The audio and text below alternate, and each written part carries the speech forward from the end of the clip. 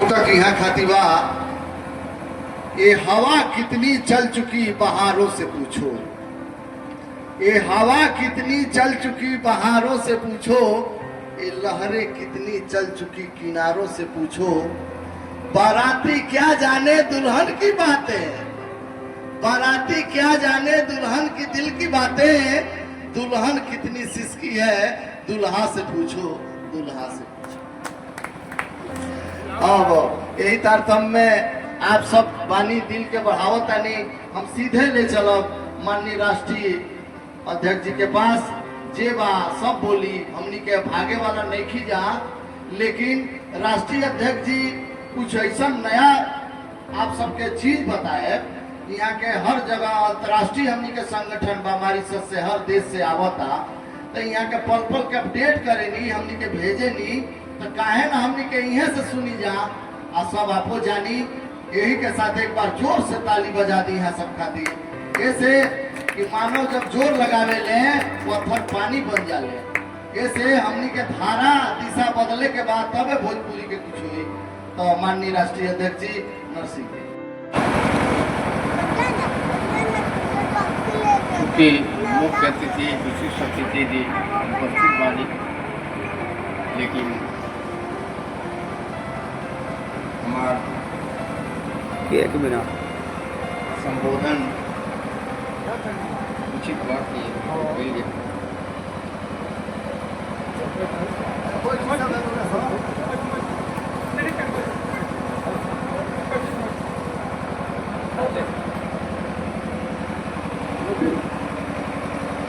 कार्यालय उद्घाटन समारोह के अध्यक्ष माननीय सुभाष सिंह जी, भोजपुरी पुनर्जागरण मंच यहाँ के प्रति आभारी बा। साथ ही साथ जब भोजपुरी अभियान के इतिहास दिखाई तो ये क्षण जरूर लिखाई और वहाँ के नाम ये अभियान में स्वर्णाक्षर में लिखाई है। माननीय पुनर्जागरण मंच के महामंत्री रमेश तिवारी जी, मार्गदर्शक मंडल के सदस्य, उत्तर प्रदेश ग्रामीण पत्रकार एसोसिएशन के उपाध्यक्ष माननीय कैप्टन वीरेंद्र सिंह जी, बिहार भोजपुरी पुनर्जागरण मंच के संयोजक प्रोफेसर डॉक्टर रविंदर यादव भुरिया जी, सहारनपुर मंडल के अध्यक्ष माननीय राम नरेश सिंह जी, भोजपुरी पुनर्जागरण मंच सिवान के जिला अध्यक्ष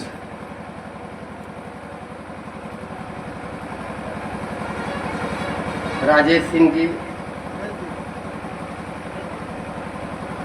भोजपुरी के क्षेत्र में हमनी के जब आंदोलन के क्रम में लोग से मिल रहा बानी, तो लोग कहला कि मानक किताब के लिख ले, तो मानक किताब बताए। आज हमारा बहुत खुशी बा,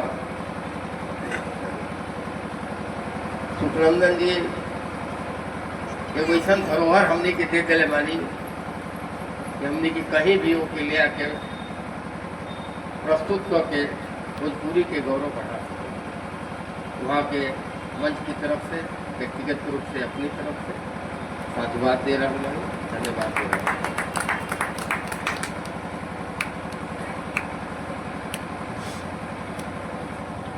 महिला प्रकोष्ठ के अध्यक्ष श्रीमती प्रभावती देवी जी मानी नहीं, हमने के पहला मुलाकात कल रहे, वहाँ के अंदर जो जोश भोजपुरी के प्रति प्रेम रहे, उसके प्रति हम आभार व्यक्त कर रहे बानी। जहाँ भी हो कि वहाँ का संदेश जरूर आप लोग दे कि भोजपुरी क्षेत्र में महिला संगठन के वहाँ के एक झांसी की रानी के रूप में उभरी, अपनी महतारी की सेवा करे खातिर जो वर्पन बा उनके मिटाए खातिर एक सकारात्मक माहौल बा। एकरे बाद रविंद्र सिंह जी, माननीय अवधेश सिंह जी, माननीय पंकज कुमार जी, माननीय प्रभुनाथ सिंह जी, एकरे साथे साथे ये भी एक मंच के साक्षी बा, सबके हमारी तरफ से नमस्कार।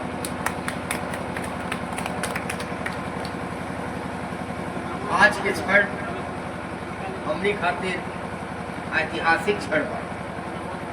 आज के क्षण हमने के आनंद के क्षण बा, उत्सव के क्षण बा। संयोग ऐसा बा कि होली उत्सव जन बा दस्तक दे दिले बा, तो वही तरह मुरझाइल पेड़ भी हरिहरा जाला। तो बड़ा सौभाग्य बा हमने के, हमरा पूरा विश्वास बा कि आज जो सिवान की धरती से भोजपुरी पुनर्जागरण मंच के अभ्युदय नवजागरण अभियान के जो शुरुआत हुई, ओंकार भरल निश्चित रूप से अपनी मुकाम पर पहुंची। भोजपुरी पुनर्जागरण मंच के शुरुआत से ये हमने के बहुत तमाम प्रश्न, तमाम बात, तमाम चीज सुन रहा मानी जा, लेकिन 4 आदमी के हम विशेष रूप से धन्यवाद दें, जौन भोजपुरी के आवाज के, भोजपुरी महतारी के पीड़ा के, भोजपुरियन के जौन आवाज बा अपनी सदन में उठावल।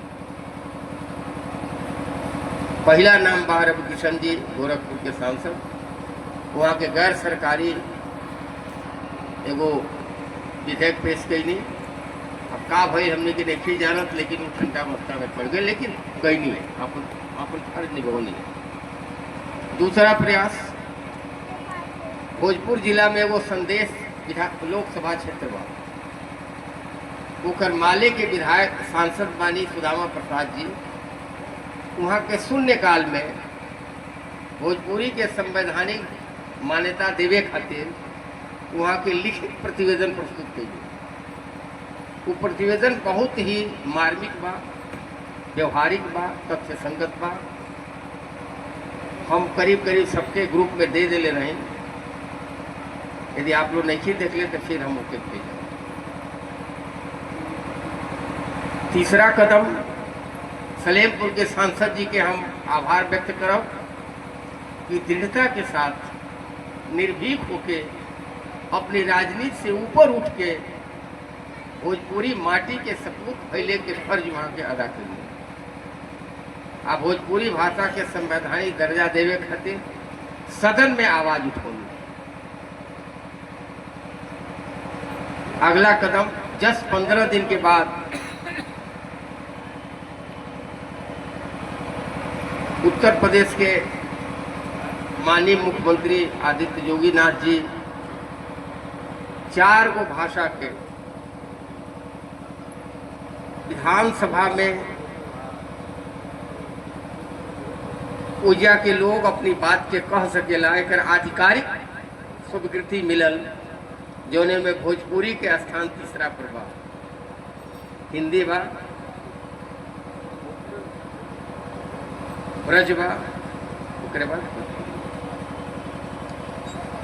एक लेके कितना हो हल्ला भइल, आप लोग सब बुद्धिजीवी बानी। बड़ा दुर्भाग्य बा कि भोजपुरिये के लोग के भोजपुरी भाषा के विकास से आपत्ति बा। बहुत बड़ा दुर्भाग्यपूर्ण बा। एक कहल जाला कि जब महतारी के नलायक बेटा हो जाई तो महतारी के कितना कष्ट होला, एक अनुभव आप लोग करें। बहुत दुर्भाग्यपूर्ण बात बा।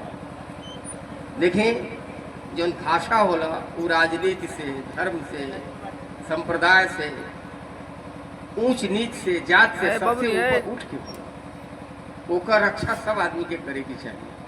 कहा कि रौरा सवे की पहचान है। आप कोनो जात के होगी जो दूसरे जगह जाए और नाव देव कि हम सिवान के हैं, तो लोग कही कि जरूर भोजपुरी आपके एगो बात महत्वपूर्ण बता दिए, आप लोग के गर्व होके की चाहिए कि भोजपुरी भाषा भारत की अंतर्राष्ट्रीय पहचान बा। भारत भोजपुरी भाषा के नाम से दुनिया में जानल जाले। एक पेपर हुआ तो गर्व होके के बड़ा चाहिए। बड़ा बड़ा बड़ा बड़ा हम अपने ज्ञापन में देले वाले प्रधानमंत्री जी के जे अंतर्राष्ट्रीय पहचान बा हमने के ए चोट लग जाई। संवैधानिक दर्जा के जो बात हो रहल बा वो में दू गो चीज हम आप लोग के कहो। पहला बात बा सृष्टि के विकास क्रम में जीव के जन पहला स्वतंत्रता मिलल रहे तो अभिव्यक्ति के स्वतंत्रता।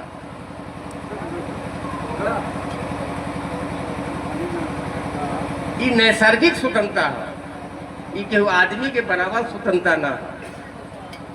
हर जीव के परमात्मा ओकरे भाव के अभिव्यक्ति के सामर्थ्य दिले बना, हर जीव में दिले बना। इसलिए सब भाषा आदरणीय बाड़ी, सब कोनो भाषा के अवदमित नहीं करे के चाहिए, सबके आदर देवे के चाहिए, साथे साथे अपनी मातृभाषा के समृद्ध बनावे के हर समय प्रयास करे के चाहिए। दूसरी चीज कि अभिव्यक्ति के राव स्वतंत्रता नहीं है तो राजनीतिक स्वतंत्रता के कोनो मतलब काहे से जीव राव स्वतंत्रता बहुत परमात्मा के दिहल स्वतंत्रता है, अवदान है। पहला स्वतंत्रता व अभिव्यक्ति के स्वतंत्रता, आज हमने के अभिव्यक्ति के स्वतंत्रता पर ताला लगा। ये दुर्भाग्यपूर्ण बात। आजादी के 78 बरिस पूरा होके जाता, लेकिन भोजपुरिया जन 25 करोड़ गर्व से लोग कहता, डाटा देख के जे पैसा कमाए वाला लोग बा कि हमारे इतना टीआरपी बढ़ जाये, इतना लोग बा के सुने वाला केहू जौन बा अपनी महतारी भाषा के संवैधानिक दर्जा देवे खातिर आवाज ना उठो। सबसे अधिक सांसद, सबसे अधिक विधानसभा में लोग, सबसे अधिक जनसंख्या गर्व के साथ में कहेला, लेकिन भोजपुरी भाषा के मान्यता के बाद काहे ना करेगा। कौन गुलामी बा ओकरी सामने, कौन समस्या बा ओकरी सामने। ओकर एके गो कारण बा कि आप अपनी मातृभाषा के प्रति आदर के भाव आपके अंदर नहीं है, सम्मान के भाव नहीं है, रौराओं के गर्व से अपनी मातृभाषा के स्वीकार करे के तैयार नहीं है। यही से राउरी दूसरा बात, दुनिया के समृद्ध भाषा भोजपुरी अपनी देश में सम्मान नहीं है। दूसरा तो सम्मान दे दिले बा, 14 गो देश में राजकीय राष्ट्रीय भाषा के रूप में मान्यता बा, लेकिन भारत में नहीं है। ये बहुत दुर्भाग्यपूर्ण बात बा। अब संवैधानिक दर्जा के बात बा, कोनो भाषा के जब सरकारी मान्यता मिल जाला तो ओकर व्यवहार और प्रयोग बढ़ जाला,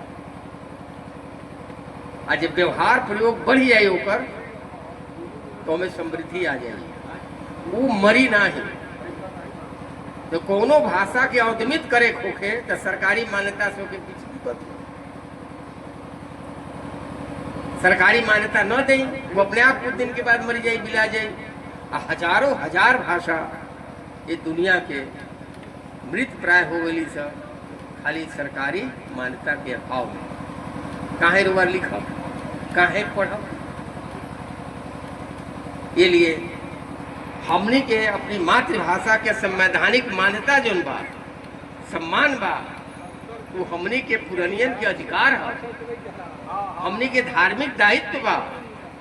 ये लिए भाषा के जो लड़ाई बा, आंदोलन बा, वो धर्म युद्ध बा। व्यक्तिगत युद्ध में धर्म युद्ध में फर्क पड़ा। युद्ध होके कहा जाला जो व्यक्तिगत बा, हम दुनिया के साम्राज्य ले ले, हम हो जा राजा हो जाए, होके मिटा दे, वो व्यक्तिगत स्वार्थ के पूर्ति से होला। आ धर्म युद्ध जन बा जनगण के हित में होला, जनमानस के हित में होला, जनता के हित में होला। हमने के जो संघर्ष बा, आंदोलन बा, वो धार्मिक युद्ध बा। ये लिए वो सब लोग भाग्यशाली बा जे धर्म युद्ध में कोनो न कोनो समय निकाल के कोनो कोनो रूप में वो शामिल बा। बहुत भाग्यशाली बा, आपके बहुत गौरव मिले वाला बा। अबे अलग दूसरी चीज कि संवैधानिक दर्जा मिले के कगार पर बा, खाली आपके हुंकार भरले और में दो गो काम आपके करेंगे। पहला काम कि संवैधानिक दर्जा खातिर आप जितना भी प्रतिनिधि लोग बा, सबसे कहीं सिंह को सुहा जी कहानी बड़ा अच्छा लगा। यहाँ के अंदर पीड़ा बा लेकिन मुखर नहीं थे।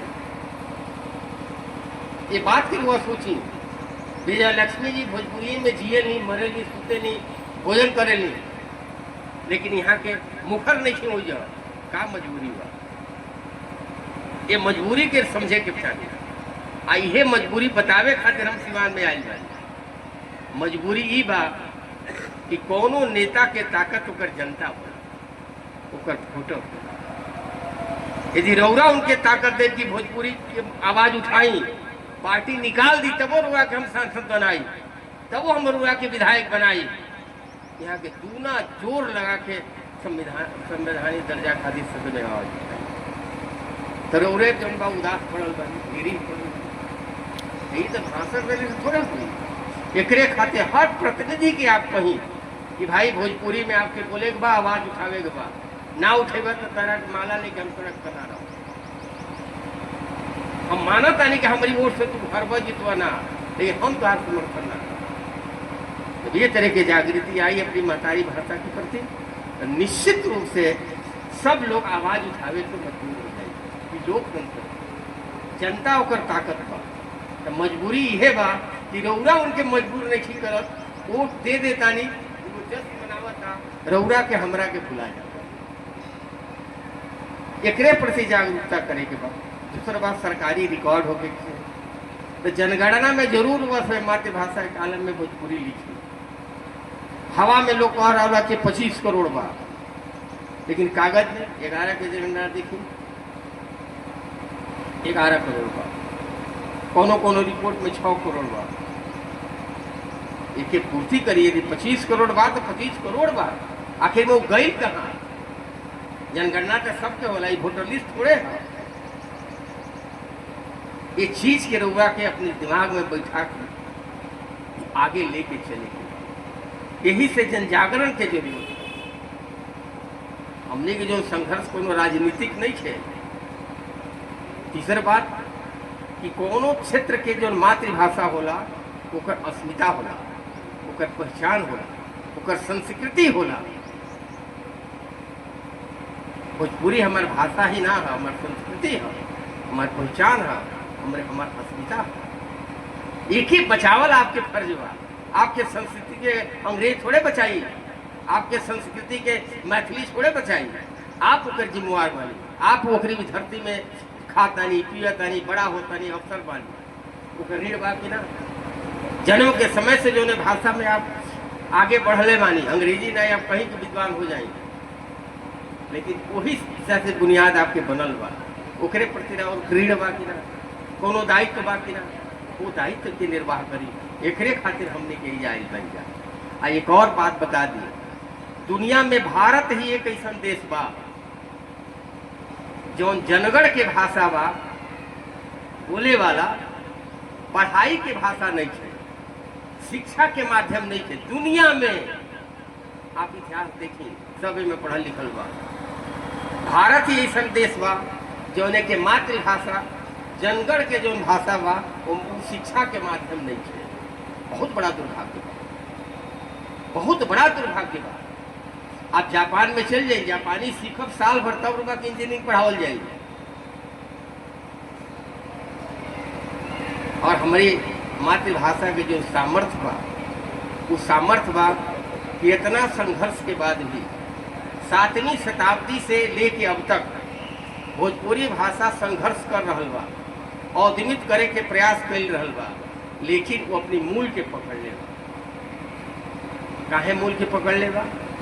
जौन भाषा अपनी मूल से कट जाला ओकर विनाश हो जाला। हमार मूल का है, हम संस्कृत के कुल के भाषा हैं। यदि आप संस्कृत से अलग हो जाइए तो और जड़ कर जाए, खत्म हो जाए। गुरुआ लड़के और बा खानदान से अलगे हो जाला, ओकर विनाश हो जाला। भले कुछ दिन ओकर चाली रहेला, लेकिन ओकर बाद वो विनाश हो जाला। ओकर जो पूछेला ना, तो संस्कृत के कुल के भाषा भोजपुरी है। ये लिए हमने के इहो अभियान बा कि जे भी लिखो बोलो संस्कृत के तत्सम तद्भव शब्द के अधिक से अधिक प्रयोग करो, दृढ़ता से प्रयोग करो, निर्भीकता से प्रयोग करो, गर्व के साथ करो। काहे से कि संस्कृत दुनिया के सबसे ताकतवर भाषा है जो हमारे पूर्वज हम ओके लेके चलब। जब हमने के लिखे नहीं जा तब हो तब सब तो बहुत लोग लिखे ला कैसे बढ़िया हिंदी लिखे। अब उनके हम का जवाब दिया, अनावश्यक जवाब दिया, अनावश्यक विवाद में पड़ल ठीक नहीं है। उनका समझ में आ जाए अपने वो ठीक होती। लेकिन आप लोग के अपनी माध्यम से कह रहा बानी कि संस्कृत हमारे कुल के भाषा है, ये लिए तस्तम तद्भव के जितना प्रयोग आप कर सकती अपनी लेखनी से अपनी वाणी से करी, तबे यह हमारे भोजपुरी भाषा बची। दूसरा स्वतंत्रता का बा अस्तित्व की रक्षा के स्वतंत्रता, प्रकृति प्रदत्त स्वतंत्रता, अभिव्यक्ति के स्वतंत्रता प्रकृति प्रदत्त, अस्तित्व रक्षा के स्वतंत्रता भी प्रकृति प्रदत्त हो गई। अस्तित्व की रक्षा समाज में कैसे हो? अर्थव्यवस्था से, आर्थिक व्यवस्था से हो। यदि आर्थिक व्यवस्था रहा ठीक नहीं है तो वह बीमारी से मर जाए, खैले भी न मर जाए, अपनी बाल बच्चा के का खियाई। इसलिए अस्तित्व के रक्षा खातिर आर्थिक लोकतंत्र के लिए इहो संघर्ष बा। संविधान में दबाव बनावे के पड़ी कि मनुष्य के न्यूनतम जो आवश्यकता बा ओकरे पूर्ति के संविधान में दर्ज करी। जागरूक हो किया कबले लोग जात के धर्म के पैसा दे के रुआ के गुमराह करके पीढ़ी दर पीढ़ी के बर्बाद कर दे। बहुत बड़ा सवाल बा आपके सामने, एकरे प्रति जागरूकता ले आई। मिनिमम संविधान में कहीं कि भाषा के हमारी देही दर्जा है, एकरे साथ साथ इहो कहल जरूरी बा एकरे खातिर सब समाज के लोग के एकजुट करी कि संविधान के मौलिक अधिकार के कालम में न्यूनतम आवश्यकता के पूर्ति के गारंटी होके के चाहिए। आपके कहीं गारंटी नहीं है। मूल अधिकार से संपत्ति का अधिकार भी छीन ले आपके। कहाँ मानी आप, कहाँ जा रहा मानी, अपने पीढ़ी के का देखे जाई। बड़ा सवाल, ये सवाल के लेके हमने के दरवाजे जा रहा बानी। हमने के टीम में आप देखा कि करीब 50 बरस से ऊपर के लोग बा। हमने के उम्र 70 बरस से ऊपर बा, लेकिन जो पीड़ा बा, जो बात बा, वो बात के हमने के लेके सबके जगह जा रहे हैं। देखिए सभा के जो बढ़न और छोटहन का हमेशा ही बात हम कहेंगे कि अच्छा काम करे वाला एगो सूर्य पूरा ब्रह्मांड के जो बा प्रकाशित करेगा।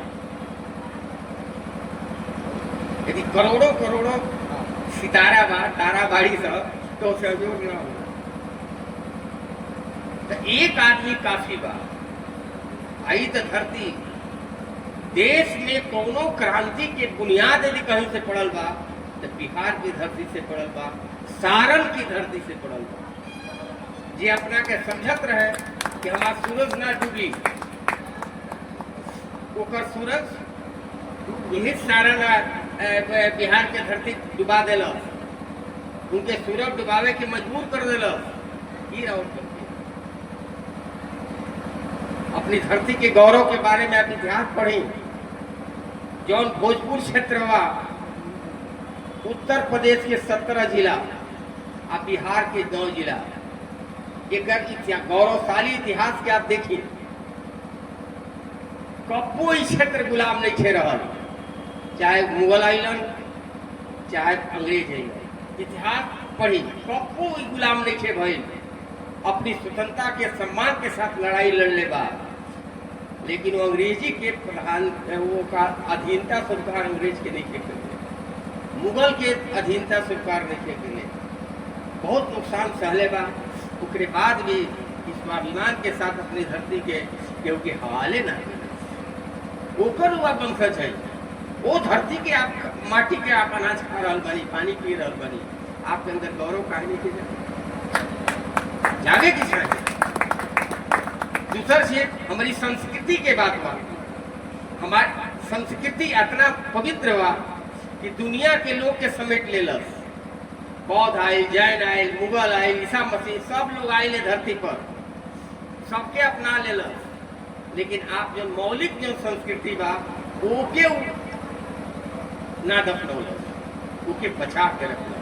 यही से आप पूरा आंख उठा के देखी कि भोजपुरी क्षेत्र में जो विश्व वसुधैव कुटुंबकम के बात बा, जिए और जियो और जीने दो की बात बा, जब सबके साथे रहे के बात बा, मिलजुल के रहे के बात बा, यह कारण बा कि भोजपुर क्षेत्र की धरती पर कब्बो कोनो सांप्रदायिक दंगा नहीं के भइल। बढ़न आप लोग इतिहास उठा के देखिए, ये हमारी संस्कृति है, हम सबके अपना लेनी, सबके आदर देनी। हमारे यहाँ का परंपरा रहे कि दिन डूबने के बाद केहू अनजान आदमी जात रहे तो बूढ़ो लोग कभी ये बाबू कहाँ जाएगा, जाएगा पैदले जाए के रहे। लोग कहे कि रहे दिन डूब गए दोबारे पा गई नहीं तो हमारी द्वार पर ही रही, सवेरे जाए। आज तो दरवाजा बंद हो जाता है। ये हमारी पवित्र संस्कृति रहे, भय ना रहे, कोनो तरह के कुविचार मन में ना रहे। आज तो हर अवगुण से हमने के घर के भरपूर हो गए भैया। कहाँ है कि अपनी संस्कृति के प्रति, अपनी माटी के प्रति, अपनी भाषा के प्रति हमने के अंदर प्रेम नहीं, हमने के अंदर स्वाभिमान नहीं। यही स्वाभिमान के जगावे खातिर हमारा वाली सैकड़ों नेता लोग से हमारा बात हो रहा, सब लोग अच्छा बात कर रहा बा। तो सदन में जाता रहा तो मुँह पर दही जमल बा। हम तो कुछ नहीं, जब राजीव प्रसाद रूढ़ी जी जब कहलन कि हम भोजपुरी में दे शपथ ले, तो कहा ना भोजपुरी क्षेत्र के सारा सांसद तो हल्ला होकर जय भोजपुरी बोला, काहे नहीं बोला? ये सब जानता के सब नहीं मानता नहीं है तो मजबूरी बैठे कि इनका दिक्कत हुआ, लेकिन कम से कम बोलने रही तो सदन के सब लोग जाने कि भोजपुरिया जाग गई था। एक सम्मान करे के चाहिए। नेपाल में चुनाव हुए, 14 गो सांसद कहलन कि हम शपथ ना ले नेपाली में, हम भोजपुरी में ले। 4 दिन ले शपथ है ना भई, बाद में मान मनोबल भई वो शपथ ले। आप मजबूत करिए, ताकत रौरे अंदर बा, रौरिये ताकत से वो विधायक बा, रौरिये ताकत से वो सांसद बा, रौरिये ताकत से वो जिला परिषद का अध्यक्ष बा, पार्षद बा, मुखिया बा, सब कुछ तो रौरे ताकत बा। अपन ताकत के, अपनी संस्कृति के, अपनी भाषा के, अपनी माटी के, अपने इतिहास के गौरव के स्थापित करे के इस्तेमाल करी। कब इस्तेमाल कर, कबले रोई, कबले रोवन सुना बा, वक्त बदल गई बा। हमारा पूरा संकल्प बा 2027 तक भोजपुरी के संवैधानिक दर्जा संविधान में ले लेने के बाद चाहे जौन भी प्रयास करे, निश्चित रूप से काशी धर्म युद्ध हो, सब जाने ला कि धर्म के जौन बा विजय होला, धर्म के कोनो जौन बा कभी विनाश नहीं के, सत्य की जीत हमेशा हो। निश्चित रूप से हमने की जीतल जाए। आप लोग के सहयोग चाहिए, आप लोग के प्रेम चाहिए, श्रद्धा चाहिए और स्वाभिमान करी सब अपने के भोजपुरिया कहे में। यही बात के साथ साथ सिवान अनी जा आप लोग बानी सबके जो बा प्रति हम आभार व्यक्त करता नहीं। और फिर हम चाहता नहीं बहुत जल्दी लोग के बुला के फिर हमने के आवल जा। हम तो संकल्पित बानी कि कोनो गांव में रुआ बुलाई, यदि हमारा शरीर साथ दे तो हम मुझे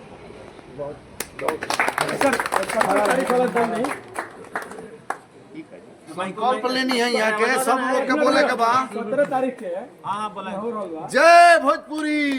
जब कभी प्रधानमंत्री गई रहनी अध्यक्षता के लिए, वो हमने के अंतर अध्यक्ष बानी, तो जितना देश में लोग बा उनकी लगे इंटरनेट बा, वो सब उनके भाषण के, रामकोला के भाषण के सुनी। आप सिवान में नहीं थी, आप दुनिया में छा गई वाली, खाली आपके महसूस करेगी। तीसरा जो किताब तिवारी जी के बाद पूर्ण रूप से भोजपुरी भाषा के संवैधानिक दर्जा, भाषा के या संस्कृत के महत्व को लिखल बा कविता में भोजपुरी में ओकर विमोचन होगी। और तीसरा एगो कृषका इंडिया के मैनेजिंग डायरेक्टर हमने से हठात संबंध हो गए, तो वहाँ के एगो प्लान बनौने की हमने के गांव स्कूले में जा जाके दे रहा बन ये किताब इनाम देता ये कापी किताब। तो हमने जब भोजपुरी के प्रमोट करे के बाद तो निश्चित रूप से हमने के भोजपुरी के किताब लिटरेचर दिए जरा, तो वहाँ के कंसेप्ट देनी अपन कि भोजपुरी में हमने के कॉमिक्स निकालल जाए। जैसे भी सुनंदन जी कहले कि हमने के पुरनका गीत सब चल जाता है, सब कुछ हो जाता है, तो हमने के कॉमिक्स निकलल बा भोजपुरी बाल साहित्य को। वहाँ के 1000 प्रति अपने पैसा से छपौनी वहाँ के ऑफिस में बा उद्घाटन के दिन आई। संजोग ही बा वहाँ के जकार्ता चल गई बानी, कहे से कि फिर वहाँ के नौकरी ज्वाइन कर लेनी अपन। कई कंपनी के वहाँ के सीईओ बानी, बहुत दूसरे तरह के लोग बा, लेकिन वहाँ की जो योगदान बा अपनी महतारी भाषा के प्रति लार के रहे वाला हुआ। तो ये तीनों किताब के उजा विमोचन के लिए कुछ छात्र लोग बालो जैसे डिग्री कॉलेज हमने गई नहीं जा, तो वो डिग्री कॉलेज में उलिका लोग बहुत मतलब उत्साहित रहे, तो लोग को सम्मानित करिए। ये लिए एक यूनिक कार्यक्रम रामकोला में भोजपुरी पुनर्जागरण मंच के हो रहा बा। वो कार्यक्रम के एगो और उपलब्धि का हुई भविष्य में कि देश में, बम्बई में, कलकत्ता में, ये दिल्ली में, बनारस में, लखनऊ में एक विशाल हमने के समारोह, अभी जो नहीं समारोह हो रहा बा वो जिला स्तर के बा। जब राष्ट्रीय स्तर पर समारोह हो जाए ओकर बुनियाद यह रखते हैं। लखनऊ में खुशी के बात बा कि लखनऊ में कुछ भोजपुरिया लोग मिलके पुनर्जागरण मंच के बना ले बस संस्था बना ले बा। अब अवसर मिले पर सबके जाए के मौका मिली, तो ये सब हमने के अभी तक के उपलब्धि बा।